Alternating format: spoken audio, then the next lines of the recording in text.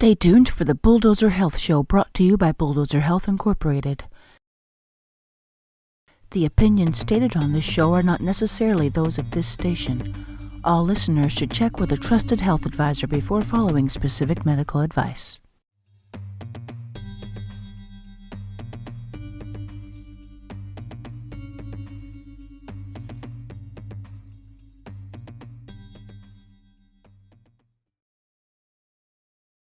Hello, my name is Wendy Love Edge, and I'd like to welcome you to the Bulldozer Health Show.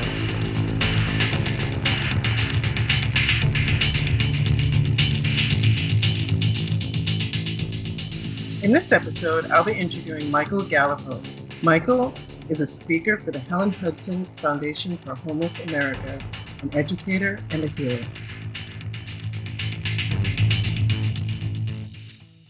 Welcome to the show, Michael.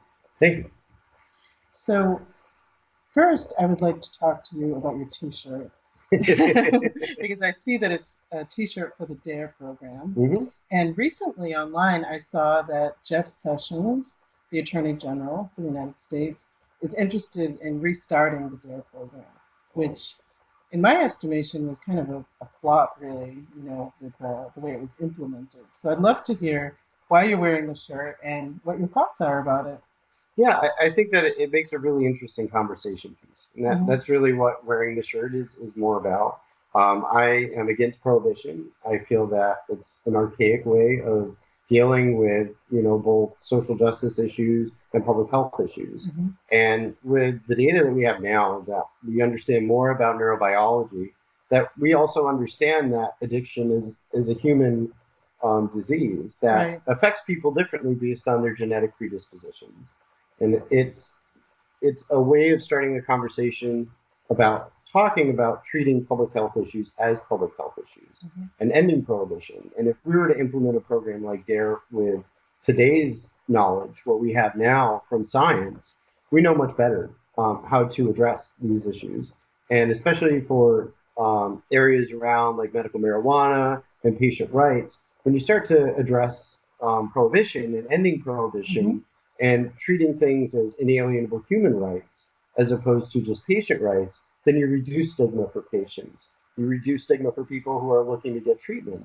You decriminalize and you move away from the criminal justice system handling people who are suffering from addiction, instead putting it where it belongs, which is within the hands of the Department of Public Health. Right. I totally agree with that. Currently with the criminalization of addiction, among other things, we're really, going down the wrong path. We have been for a long time. So, I applaud your thoughts about it. I think that is the direction that I would love to see things to go.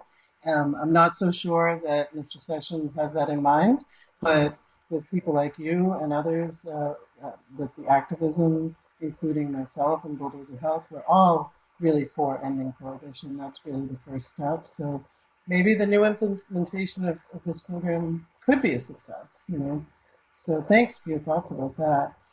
But today we're here to talk about a variety of subjects. You're a really interesting person, and your life has taken many twists and turns.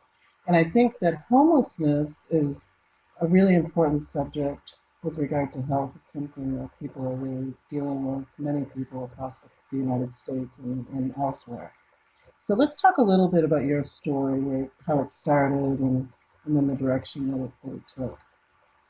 So this is something I've had a bit of practice doing as part of my work with the Helen Hudson Foundation. And where I usually start is where my homelessness started. And there were several periods of homelessness, so I'm going to have to kind of pond skip, as it were, to get from one to the next. So when I first became homeless was when I was young. I was a young adolescent. I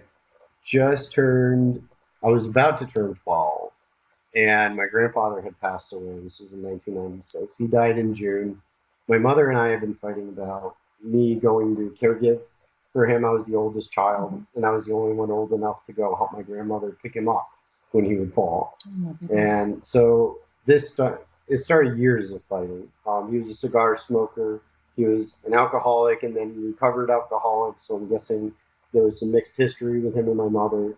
And she never spoke about it. She never said a bad word about him, but she didn't want me going over there. She didn't agree with it, so we would fight.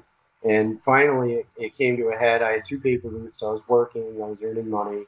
And she basically said, if you want to be an adult, make your own decisions. Don't let the door hit you in the butt on the way out. Oh my goodness. And I did. At 12? At 12, I had been kicked out several times. And at the point when I left, I was just fed up with not knowing whether or not I'd have a place to sleep at night. So I said, you know what? I'd rather face my day knowing what was ahead of me than not knowing. And I chose to leave, and I stayed away. That's a lot of strength. So I started off sleeping in a dumpster behind the bake shop, and about almost a month and a half went by before I was discovered. The baker who discovered me knew I had been there for some time, but I had been very sneaky. So I would get out before he could come and find me. And so I had found it was helpful in the wintertime to kind of bury myself under the bags of the fresh discards, like the bagels and the different baked goods. It made good insulation. So it was a reasonable survival tactic. It made a lot of difficulties for me at school. I got picked on a lot and bullied. Sure. So ultimately, I ended up moving in with him for a while until DCF got involved. You moved in with the baker? Yeah, the baker offered me a spare room. I paid him a little bit of rent out of my paper room money. Wow. Yeah. Okay. Yeah. There are good people out there. Yes, there are. That was a good option. It was safe and warm and good. So so you found a place. Yeah. And then DCF got involved. Yeah, and they moved me out. And how long had you been living there? Almost a year at that point. So you had some security, really, place to live that you could go to school from and do your paper route. And it was rather unconventional, but sure, right. I mean, if I look at kind of part of my blood heritage roots, the Native Americans start autonomy at a very early age, and so I felt, now that I know more, looking back about my heritage, that it was just consistent with a lot of the experiences that my ancestors had. Right. So DCF got involved, and what did they do? They moved me to a psychiatric facility first, an emergency intervention. They didn't have a place to place me when they first grabbed me, because they showed up at my house in the middle of the night with the cops and knocked on the door. Okay, so they brought the police, sort of criminalized the situation, right? Like we were just talking about. And then brought you to a psychiatric facility because they thought you had mental illness, or? Well, no, when they first take you into custody, at that time, the DCF system had already been overwhelmed. So they were taking whoever they had for placements until they could figure out what to do with them and just dumping them off in Cromwell. Cromwell, Portland. There was a psychiatric facility there, and I can't remember the name of it now, but yeah, that's where they were. So I was placed there as a hold, and they were supposed to do a full workup on me and make sure there was nothing wrong. Of course, almost everybody that came through in that way got diagnosed with things. And what year was that? 97, early 97. No, late 97. Okay, so it was in the late 90s. And so did they try to put you on pharmaceutical drugs? Oh, yeah. I was taking 13 pills a day by the time they moved me to the group home. Oh, my goodness. And it was awful. It was during that period where they had combined the foster care system and the DCF system with the criminal justice system. Sure. So we had a lot of kids that were getting released from Little Cheshire, Long Lane, hardened criminals, some of them gangsters, to facilities that really weren't staffed or equipped to handle that. Right. And then it got to a point because they were getting $90,000 per criminal justice release as opposed to $35,000 a year to handle DCF cases. So as time went on, they took on more and more and more, and the program changed its format. And so really it was no longer designed to serve the people who were there in DCF care. And so there were rapes that happened. There were suicides that happened in my unit. I mean, people right in front of me. I got involved in a life or death circumstance. I was taken prisoner by a couple members of an organization there and held prisoner for 3 days. The staff thought I was AWOL because the other children told them that I'd run away. But I had been trapped under a bed. Like, they were putting cigarettes out on me. They would piss on me. I mean, it was awful. And so I got out of that finally. I had complained to the supervisor of my DCF worker numerous times. So they finally released me back to the same family that had kicked me out. And 2 days later, I wound up in a homeless shelter in Danielson. The same family through DCF, you mean? Or your my biological family. They placed me back with them. They put you back with the family that that kicked you kicked out me to out in the begin first with. place. My And goodness. Okay. so, So now you've been medicalized, right? You've been with criminals, and you've been through so much, and you go back to the beginning, and you end up homeless again. yeah. Right. So I entered the armed forces from the homeless shelter in Danielson, where I met my recruiter. And I had gone over all the things that had gone on with me with him. He had, had me go see another provider to kind of do like an independent assessment of those conditions. And he didn't find that there was any substantive reason for me to list them in my application because they weren't accurate. Right. I had been diagnosed with bipolar disorder. I haven't had an irregular sleep schedule, I don't think, in my life. Right. I'm very level-headed. It's just not accurate. What they didn't diagnose was the PTSD, but that came much, much later when that finally got diagnosed. Right. And do you think at that time was DCF making more money by adding medical diagnoses and pharmaceutical drugs to the children in their care? Would they receive more money, in the facility for having someone who is so-called sick? That would have been on the facilities end, and these were all like contract providers. Okay, I'm just curious about that because. But I don't think so. I think it was more costly on the facilities part, which is why they started to make the move towards the criminal justice system. Okay. But really, it was just a mechanism for them to justify placements. Okay.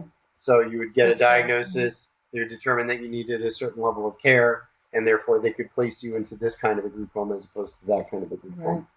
So now you're in the service, you entered the service, and how long were you in the service? I was in the service for almost a year when I got discharged, and it was as we were getting ready to deploy. My unit got called into combat directly from training. I had just finished my training, and we were doing pre-deployment screenings. We had to go and get a anthrax vaccination, and so they had to patch up your arm and you weren't allowed to touch it.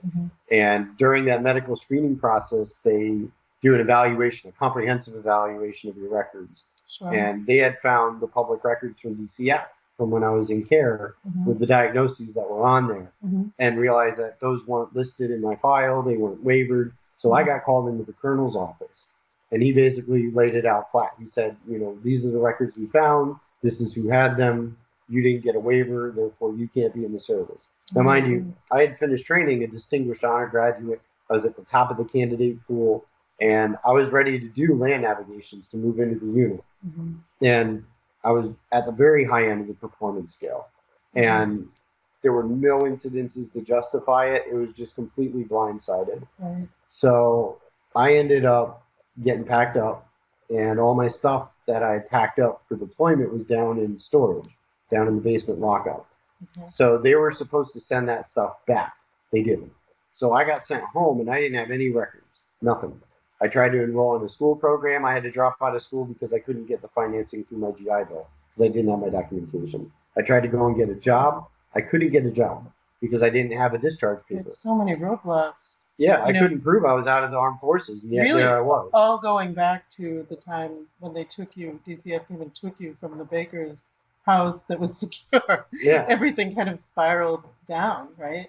And so now you have no documentation. So let me guess, homelessness again? Yeah. So I ended up going back down to Texas. At that time, right around March, it was like February, March, the unit that I was supposed to go over with got ambushed.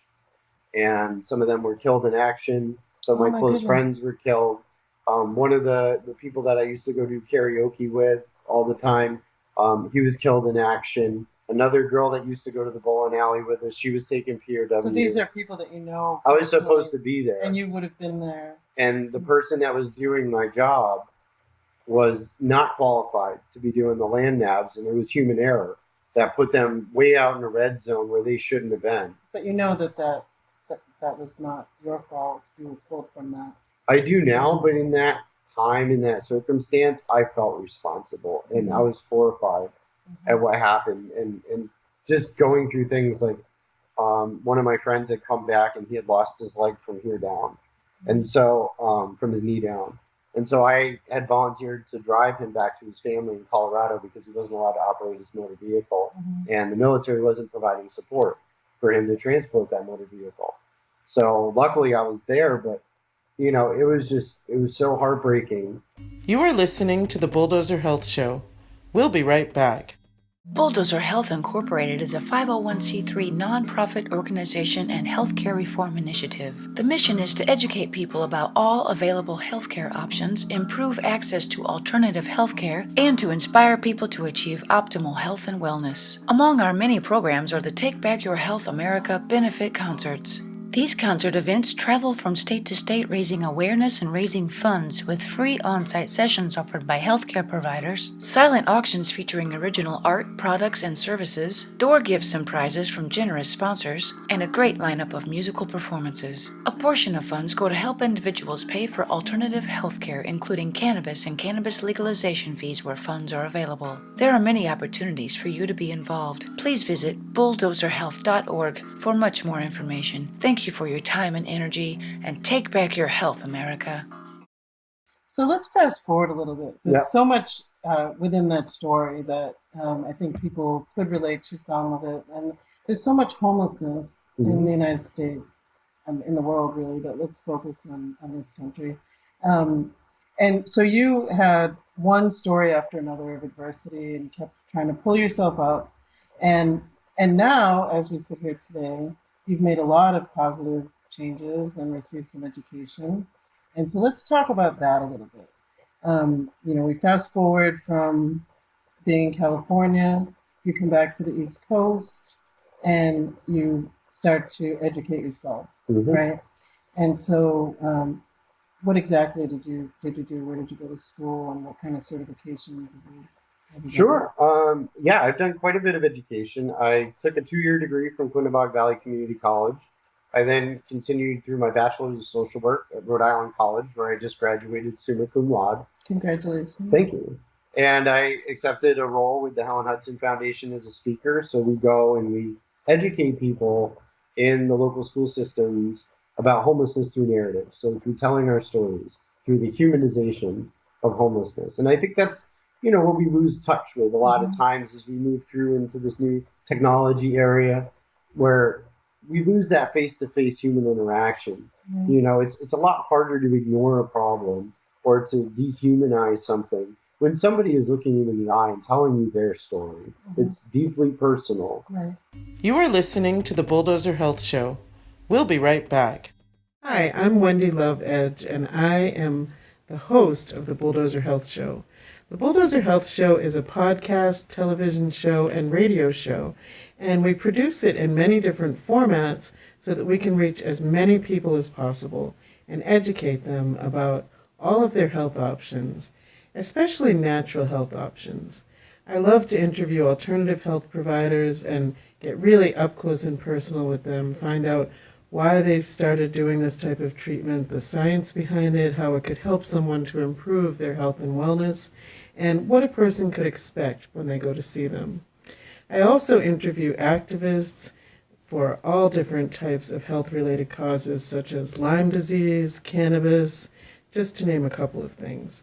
I interview physicians. I interview people who have found success through doing their own research, finding natural methods that improve their health and lifestyle choices, and bring their story forward so people can be inspired and figure out that their health truly is mainly in their own hands and that they can find different options for themselves. So how is it met within the schools? What are the kids, how do they respond to you and to the stories? I think that and this is just from my personal experience, that students are amazed when they learn of not just like this person's homeless, but all these other things about them. Like, I'm creative, I'm an artist, I'm funny. Right. I share a really, really juicy story. Right. And I think that there's a lot of elements that people identify with. And it's on those little bridges of commonality that we can create common understanding that allow people to not drive by and scream at somebody with ignorance and hate. Right. I think that as we come to understand each other's commonalities, that the ability to do that gets diminished. Right. That's wonderful. And you brought up another point too, just talking about health. people who are homeless are much higher risk for disease, for injuries, and then won't have access necessarily to medical care. So that's a huge problem, isn't it? It is, except now we have programs like SOAR. And I'm a huge advocate for SOAR. I got SOAR certified last year. I was, I think, the third person in the state of Rhode Island to get certified.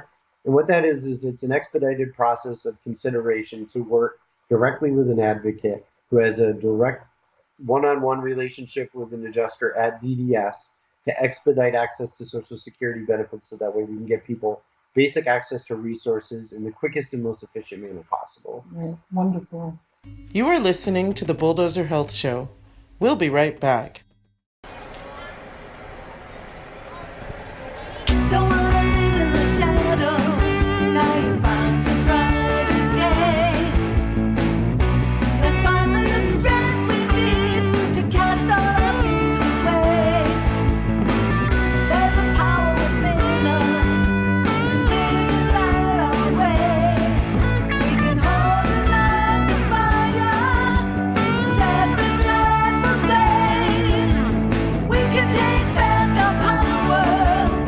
Rise up, see the light. We can all stand together. See our visions come to life. We can take back the freedom. Never give up this fight. Look ahead, no regrets. Time to take back our life. It's time to take back our life. Take back your health, America. You mentioned having a home, that should be an inalienable right. And I agree with you. Do you have an idea of how to implement that? Implementation starts with education. And so we have to educate people to believe and to understand the economic impact of allowing people to be homeless and the alternatives, the alternative of providing housing. If we look at what it costs fiscally to either house somebody in jail, because face it, the new state hospital system has become the prison system. Right. If we look at the costs, it's costing American taxpayers, even if we just stick to that alone, let alone put aside moral obligations and, righteousness and all that kind of stuff. Put that to the side. Let's just talk about money, because that's what makes politicians work. That's what makes political decisions work, right? And our country's struggling financially. So we need to really look at the bottom line and what's going to get policies changed. Right. And that is, it's cheaper to house people than it is to put them in prison, Right. or to have to respond to the medical crises that ultimately come up through homelessness. Right. That increased burden on our public health care system is something, especially with the retirement of baby boomers, that we just can't afford. Right. We just don't have the capacity to respond to it that way. So we need to think about this objectively and look at more effective solutions to the problem. Excellent. Thank you so much for joining me today. Thank you. I've wished you well, but it's been too long now. We've traveled so far away. We've traveled so far away. In this episode, I'll be interviewing Dr. John G. Anand. I'll be speaking with Dr. Tammy Post. We're on location at Just Breathe In Worcester, Massachusetts. In New York. from Salem, Massachusetts. The Bulldozer Health Show.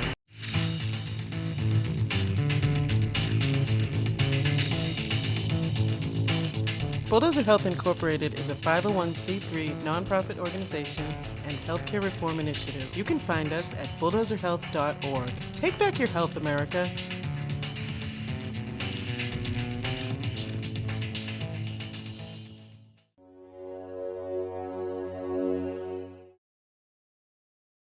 Unexpectedly, she returns to me like a wave of pure euphoria that slowly washes over me. I used to know the way she smiled. Now I feel the space she left behind in just a passing time.